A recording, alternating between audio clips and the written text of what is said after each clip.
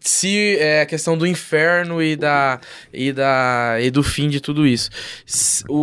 O fato da eternidade do inferno não seria uma forma de perpetuar o mal? Como você entende essa questão? Ótima pergunta, hein? Vocês estão fazendo perguntas difíceis, né? É fácil perguntar, né? Esse cara do outro lado para responder é difícil, né? Pergunta pra nós, dá um trevo que fica 3 dias. Olha, vou te falar. Mas vamos lá. Eu vou tentar responder essa pergunta.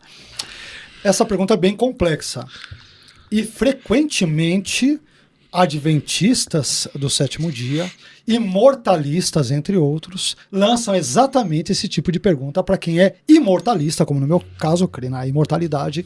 É como um argumento complicado, porque a ideia do argumento, o argumento ele tem mais um caráter emocional.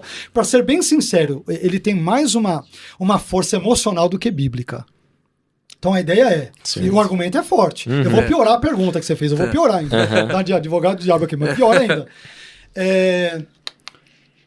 Se Deus é bom, e se ele vai abolir o mal totalmente, mas se ao mesmo tempo existirão pessoas sofrendo eternamente no inferno, ele é onipresente? E ele é onipresente, ele está lá com a sua ira, embora no céu ele esteja com a sua face de amor, não há lugar onde Deus não esteja presente, né? Então, como entender essa ideia? Em última análise, o mal estará ali presente, né? Então, nós temos algumas formas de responder essa pergunta. A Bíblia não entra em detalhes sobre as especificidades desses assuntos. Então nós vamos trabalhar teorias, né? Bom, primeira delas, por que eu entendo que o inferno é eterno? Primeiro, porque a Bíblia diz que é. Primeiro. Só por isso. Primeiro. Nós vamos usar outros argumentos mais filosóficos, enfim, para isso. Bom, até esse aí tudo bem. Segundo argumento, quer dizer, tudo bem para uns, né? Outros aceitam isso, né? Então, segundo argumento. Quem peca contra Deus, porque o argumento dos mortalistas, não de todos, mas muitas vezes dos mortalistas é o seguinte: Deus não seria injusto se punisse eternamente pessoas que pecam apenas temporalmente, não é isso? A pessoa pecou 70 anos. Certo. Por que ela vai padecer a eternidade toda? 70 anos é bem desproporcional. Esse argumento é forte. Mas a questão é, você não peca contra uma pessoa qualquer. Você peca contra um Deus que é eterno, cujas leis são eternas, a palavra é eterna e a consequência, portanto, é eterna também. Você não está pecando com o seu coleguinha da rua, da esquina, o seu amiguinho. Você está pecando contra o Criador de todas as coisas. Em última análise, todo pecado é contra Deus, já diria Davi no Salmo 51. Contra ti somente pequei. O pecado, em última análise, é feito contra Deus, cometido contra Deus. Né? Então, primeiro, há um senso de proporcionalidade, a meu ver, equivocado. Você está pecando contra o Deus que é eterno e as consequências são eternas. Outro argumento, além da Bíblia, além dessa perspectiva sobre quem Deus é, um terceiro argumento que eu entendo. No inferno, quando os ímpios forem lançados lá, e junte-se aos mesmos, Satanás, a besta, o falso profeta e tal, eles vão sofrer, correto? O inferno é um lugar de tormento eterno. Sim.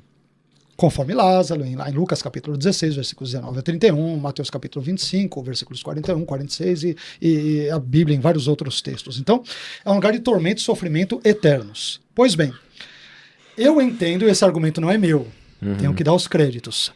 Ele vem de Norman Geisler, de William Lane Craig e outros estudiosos, e eu sou propenso a concordar com ele até o presente momento. Então, a ideia é a seguinte: no inferno, quanto mais os ímpios sofrerem, mais irão se irar contra Deus, e mais irão sofrer, e mais irão se irar contra Deus. Será um ciclo vicioso que se retroalimentará para sempre.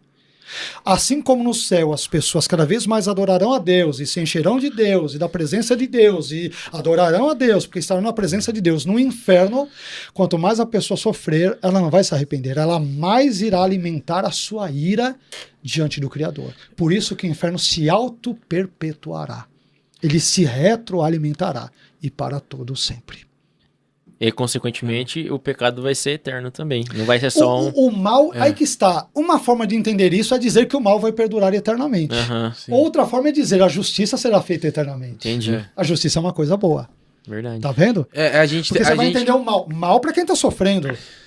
para quem estará livre da impiedade, de Satanás, dos demônios, da besta, do falso profeta, do anticristo, é bem, é justiça. Sim. Então a justiça divina irá se perpetuar para sempre. Né? Então é outra maneira de ler isso, mas é um assunto de fato. Por isso que existem alguns que são aniquilacionistas, né? Você vê como John Stott e outros, porque a ideia é, Deus ele vai punir o indivíduo por um tempo, sei lá, o correspondente aos 70 anos que eu citei, hipoteticamente, e depois ele vai aniquilá-lo. Acabou.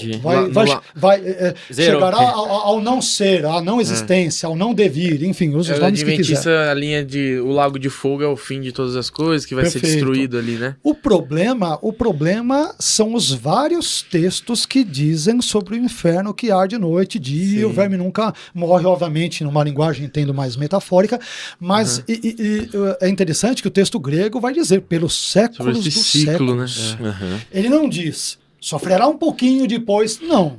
Porque o argumento dos mortalistas é, por que o sofrimento é eterno? Porque você vai morrer. Deus vai permitir ou vai impor o sofrimento, a justiça sobre o indivíduo durante um tempo. E quando ele morrer, ele vai morrer para sempre, porque ele nunca mais vai voltar à vida. Então a ideia é para sempre. Mas não é isso que o texto bíblico diz. O texto bíblico diz que serão atormentados para todo sempre. O que presume consciência e o que presume existência. Por isso que eu não sou mortalista. Isso é duro para nós cristãos? Sobretudo na nossa sociedade do politicamente correto. Esse Deus de vocês é cruel, esse Deus é não sei o que lá. Meu querido, ele criou todas as coisas, ele é sábio. Você não é Deus, nunca será.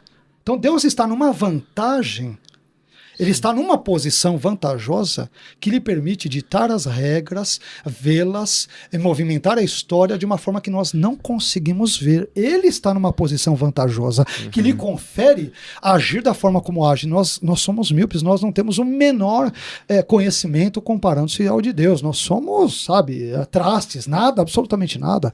Isaías 40 diz que as nações são como a gota de um balde. Ele considera os povos como o pó miúdo da balança. Você já viu um pó presente ali na balança? O pó nem altera o peso da balança, ele não é nada. Nós somos assim. As nações são assim. Se as nações são, o que você individualmente é? Ele e eu. Nada menos nada, equivalente ao triplo carpado, ao quadrado do cubo do nada.